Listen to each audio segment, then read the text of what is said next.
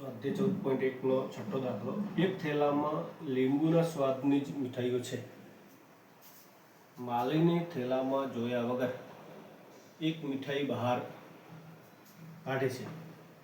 તે એક કરીને નારંગીના સ્વાદની મીઠાઈ હોય, બે લીંબુના સ્વાદની મીઠાઈ હોય, તેની સંભાવના કેટલી? હવે આપણને અહીં શું કીધું છે કે એક થેલામાં લીંબુના સ્વાદની જ મીઠાઈઓ છે. હવે થેલો જે છે એના અંદર કયા સ્વાદની મીઠાઈ છે? તો કે લીંબુના સ્વાદની. માલીની થેલામાં જોયા વગર એક મીઠાઈ બહાર કાઢશે, બરોબર ને? તો નારંગીના સ્વાદની મીઠાઈ હોય, બે લીંબુના સ્વાદની મીઠાઈ હોય, તેની સંભાવના. હવે થેલામાં લીંબુના સ્વાદની જ મીઠાઈઓ છે, માટે તેની સંખ્યા ટોટલ શું મળશે? તો લીંબુની જ સ્વાદ હશે, એટલે આપણે કુલ સંખ્યા શું કહીશું? તો કે n. પણ હવે નારંગીના સ્વાદની મીઠાઈઓ છે જ નહીં, માટે તેની સંભાવના માટે તેની સંખ્યા કેટલી મળશે આપણને? તો કે 0 મળશે. તો નારંગીનો સ્વાદ છે જ નહીં, હવે માલીની જોયા વગર જો નીકળશે તો આપણને ખબર છે હવે શું થશે.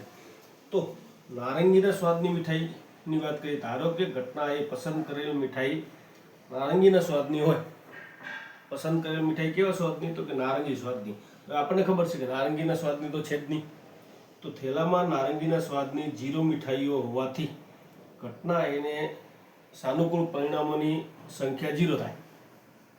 માટે P of A બરાબર 0/n બરાબર 0. કારણ કે કુલ મીઠાઈઓ જે છે એ કઈ છે? તો કે લીંબુના સ્વાદની. જે આપણે શું કર્યું હતું? તો કે એના માટે n. તો n માંથી મળશે કેટલી? 0. એટલે 0. હવે આપણે જોઈ શકાય કે મળવાની જ નથી, મતલબ એ અશક્ય ઘટના છે. અશક્ય ઘટનાનું પરિણામ હંમેશા શું મળશે? તો કે 0 મળશે, બરોબર ને? તો એ માલીની જો નારંગીના સ્વાદની જો મીઠાઈ મેળવવાની ઈચ્છા રાખતી હશે તો એને મળશે નહીં. તો તે અશક્ય ઘટના છે, એટલે 0. હવે શું કીધું છે કે લીંબુના સ્વાદની.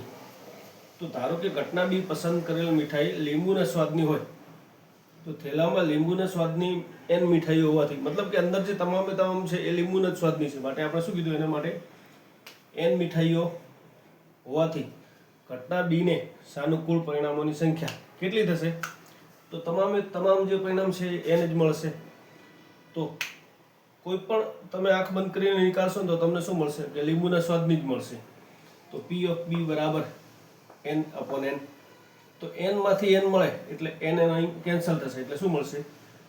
પરિણામ 1 મળશે. તો અહીં શક્ય છે કોઈ પણ તમે મીઠાઈ બહાર નીકાળશો એટલે તમને શું મળશે? લીંબુના સ્વાદની જ મળશે, એટલે શક્ય ઘટના છે જેનું પરિણામ આપણને ખબર છે શું મળે છે? તો કે 1 મળશે, બરોબર?